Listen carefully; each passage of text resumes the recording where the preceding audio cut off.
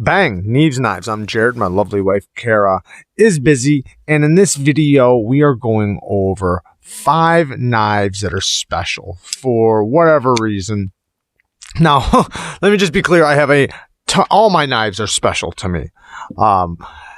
And it's hard for me to even do a video like this. I could do a top 20 like this because I have so many amazing knives that are they're so special to me. They mean a lot to me.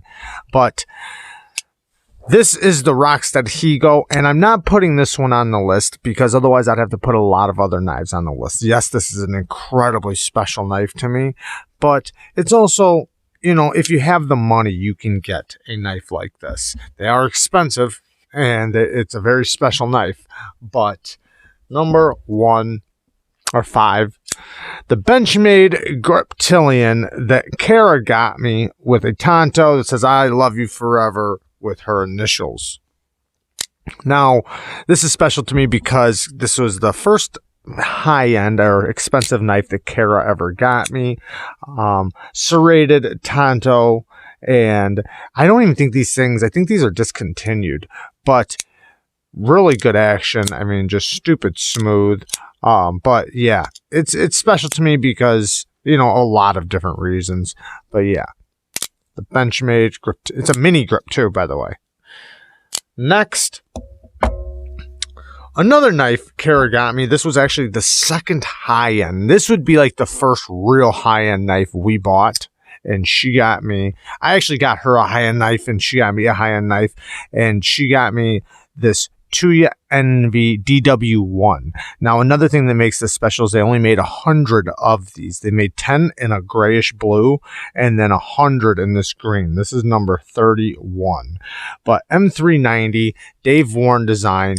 These things are so good, so nice. And the second version he made, the DW2, was even better with the hollow ground drop point blade. It's kind of a straight back blade, but it's you know, it's got the dual grind. I also have that one, and I had to have that one after experiencing this one because this thing was just so good. The action, the fit, the finish, the build quality, it just feels very expensive. So next. Now, before I finish, I want to show off 2 things that Lacey Marie sent me and Kara. These are pillowcases that are, this one's tatted up, which I love this. This is so awesome. And then Kara's got the music notes. Those of you that don't know, Kara plays the piano, and she, you know, she loves music. I mean, I think everybody loves music. I love music, but she, you know, she plays the piano, so she got the music notes. And then, you know, if you guys don't know, I love tattoos, and this thing is just so awesome. You know, I haven't put it on the pillow yet. I wanted to show it off on here first, but yeah.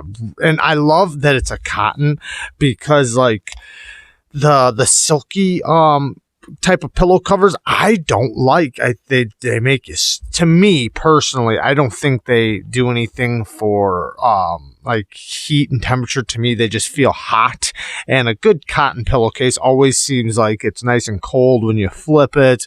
So I love this. Thank you, Lacey Marie. These things they seem like they're really good quality. The stitching seems really good, and I can't wait. I'm definitely going to be putting it on the pillow. And yeah, the artwork is just awesome on it. Very cool. Thank you so much. Next knife is the Spyderco Chubby. Now, this is discontinued, very hard to get, and very sought after. This happens to be a knife that a lot of people want to get and can't because they didn't make very many of them. This one's number 113 in excellent, perfect condition. I mean, it's in immaculate condition. So not only are these things hard to get, but to get one in this condition, it's very rare. Nice, deep hologram. I mean, it's super thin, laser thin behind the edge. I wouldn't even be able to show you how thin it really gets, but it gets super thin. Blade shape's pretty unique. Titanium frame lock, titanium clip, and then G10 backspacer. It is a chunky little guy, though, you know, hence the Spyderco Chubby, but it's cool, though, you know, it's got carbon fiber inlays, and the action's really good. It's very solid. I mean, just the whole thing is just very, very solid, very tough. So nice and awesome. And then, you know, keeping with that genre or whatever, we have the Spyderco Slash Buoy, which is also discontinued, a lot like this one, and is another one that's very sought after, and a lot of people are willing to pay a lot more money for these things. This one's in really good condition. It's actually, I haven't sharpened it yet. No, it's still on the factory edge. It looks really good. The action is so smooth. I mean, it's stupid smooth. And I understand why people love it so much. I did do a review on it. It cuts really good. It feels good in the hand. Has the wire clip. It's super duper smooth. Like, it feels like it's on glass, you know. That really nice phosphor bronze action that's nice and glassy. It has that. It is a very solid built knife, and the action is just so good. Jimping's placed right. The geometry is really good. The stone washing is, you know, probably the best stone washing that Spyderco does. You know, from their Taichung factory, it's kind of a polished stone washing. CTS XHP steel. And it carries really good. Like, it carries very easy, very nice in the pocket, and it's just a great EDC knife. I can easily use it left-handed too, because of, you know, the hole being on that side, so it's so easy to get to. But yeah, discontinued Spyderco Slash Buoy, and you can see all the love marks on it, but these don't really matter because this is very easy to fix. Not fix. I think it looks good like this. This is, I love the way that looks to me. A titanium frame lock that has those love marks. It's going to happen no matter what.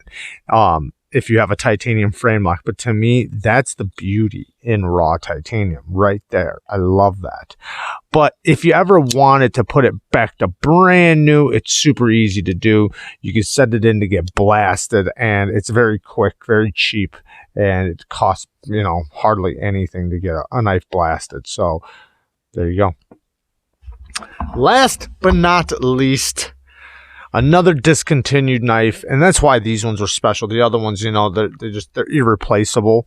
And this one also, this is the Microtech Mini SOCOM. So here is, oh, the big one's over by the bed. Okay, so I don't have the big one next to me, but this is a small little mini SOCOM. So these things, this one's from 1999. So 154 cm. These things are not easy to find or easy to get. They're very expensive. They do have the manual version, which I did try, by the way. I actually got a video on the manual version. This one happens to be the auto, which still works incredibly well. It's still very, very strong. It feels like it's brand new, and you know, if you didn't know any better, it is basically a brand new knife. I mean, even the finish on it, the edge is still, I think it's still a factory edge. It just looks like it's been stropped a lot. We don't use this knife because of that reason. It's over 20 years old, and it's still just in such good shape. This is like the rubber inlay right here, which is still really good condition. This is probably something that would go first. But yeah, a little mini SOCOM, which I hope that they make more of these. I'd love to see them, and which I don't think it would take away the value of these original ones, but it'd be nice to see them do a new batch of these, especially in the manual. I think the manuals are probably the most sought after, even more than the autos. It's very small though, very thin. Your finger kind of lays right over the spine right there. Feels pretty good like that though. You can also use the jimping because the jimping is done very well, you know. But this isn't a knife I'm going to use, so it doesn't matter how it feels in the hand or anything like that. And like SOCOMs, you know, Microtech SOCOMs are, this is tip down, as you can see. So very rare knife though. So there you guys go. Thank you guys for watching. Hopefully you guys like this video of the rare knives. I would love to hear if you guys have any rare knives or the rarest knife in your collection. You know what's crazy is that I have so many knives that I've given away and sold and traded that were discontinued. And yeah, I just, you know, I don't know. Maybe I'm dumb. I'm sure there's a lot of knives that I probably shouldn't have done that with. But there you guys go. I love you guys. Thanks for watching. Peace.